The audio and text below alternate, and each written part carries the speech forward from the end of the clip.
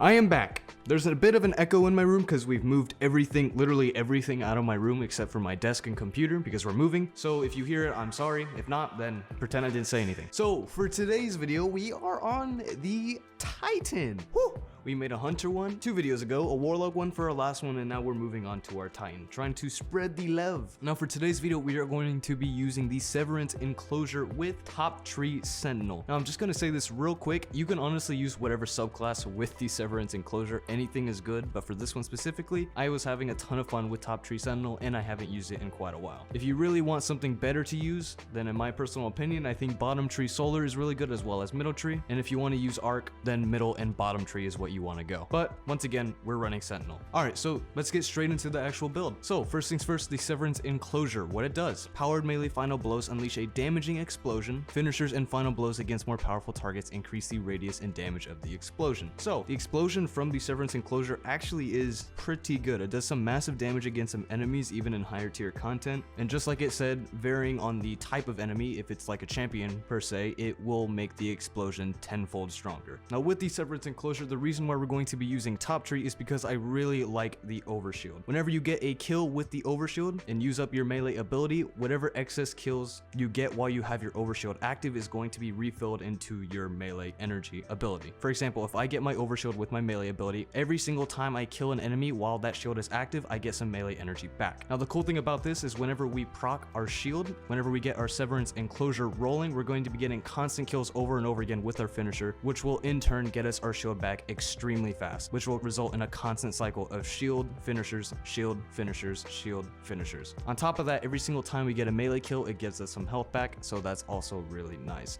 Not to mention you have a bubble, so that's cool. Now pairing up alongside the Severance Enclosure alongside our subclass, we are going to be using some Elemental Well mods plus a good amount of Charge of Light mods. So the first ones that I want to go over is actually the Elemental Well mods. So first things first, Overload Wellmaker. Defeating a combatant with a finisher spawns 2 Arc Elemental Wells. Now I know we're not using the Arc subclass, but it is still very useful when pairing it alongside Elemental Charge, which gets us Charge of Light whenever we pick up those Elemental Wells. It'll only be getting us 1 stack instead of 2 per Elemental Well that we pick up, but that's alright because of the amount of finishers that we're going to be performing because of the Severance Enclosure. But if you really don't want to use Overload Wellmaker, you can swap this out for some other Charge of Light mod, because that's basically the main premise of why we're using Overload Wellmaker. Examples of some mods that you can use possibly are Quick Charge, and even Swift Charge would be a good option to run. Now if you do want to use Overload Wellmaker, alongside this you can also use Blast Radius. I'm using both, but I'm swapping this mod out depending on the activity that I'm actually doing. If I'm doing an activity that has a bunch of enemies with shields, I swap it out with Shield Crash Wellmaker. If I'm in an activity that I know there's no shield enemies in, then I mostly switch to Blast Radius or Elemental Ordnance. It honestly depends on what activity you're running. And finally, the last 2 mods are Charge of Light mods, what's going to be consuming them. Now the first one is Heavy Handed. This is just going to be getting us our melee back that much faster, just so we get half of it back on top of the already good perk that we have within Top Tree Sentinel, which I went over earlier, the whole gaining melee energy back whenever we get kills while our shield is active. So that's what we're using Heavy Handed for, and we're also using Reactive Pulse. Now what this does, while Charge of Light, when you take damage while surrounded by combatants, you emit a burst of damaging arc energy, consuming 1 stack of Charge of Light. Now the main reason we're actually using this is because of its secondary perk. Gain a powerful overshield while performing your finisher. This overshield comes in clutch very often, especially if you like to just run into a group of enemies and just start punching things left and right and performing finishers over and over again, which one of my buddies by the name of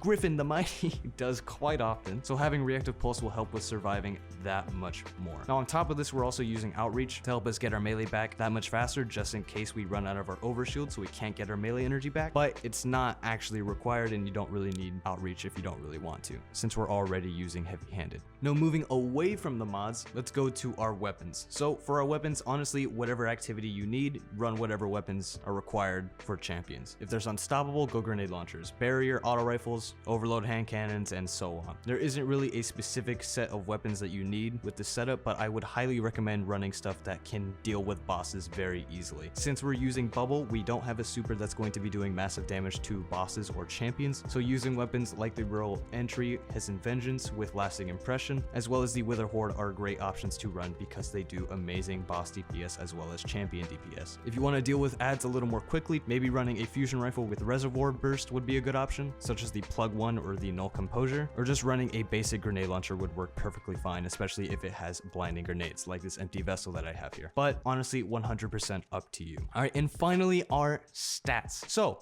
for stats, I just want to survive 100 resilience. I'm pretty sure resilience isn't really all that helpful, but I'm just running it just because, you know, the placebo effect. Maybe if I'm running it, then I feel like I survive longer. But if you really want to spec into some legitimate stats, running recovery, strength, as well as resilience would be good options to run. I'd primarily try to spec into recovery and have some resilience just so you can survive and regenerate your health that much easier. And if you really don't want to spec into resilience, then specking into strength doesn't hurt at all, just so you can get your melee back guaranteed. All right, and that's going to be the build. So like I said earlier at the very start of the video, there's nothing in my room. We are moving, so I may or may not be able to post videos as frequently, even though I only post them like once a week. I'll try to stream to compensate for the lack of videos, but we'll see. From the looks of it, we're going to be moving within the next month. I'll make sure to keep you guys updated on that. All right, with that being said, follow my Twitch, my Twitter, and make sure you subscribe, and I will see you all in the next video. I don't know what that was, I'm sorry. All right, peace.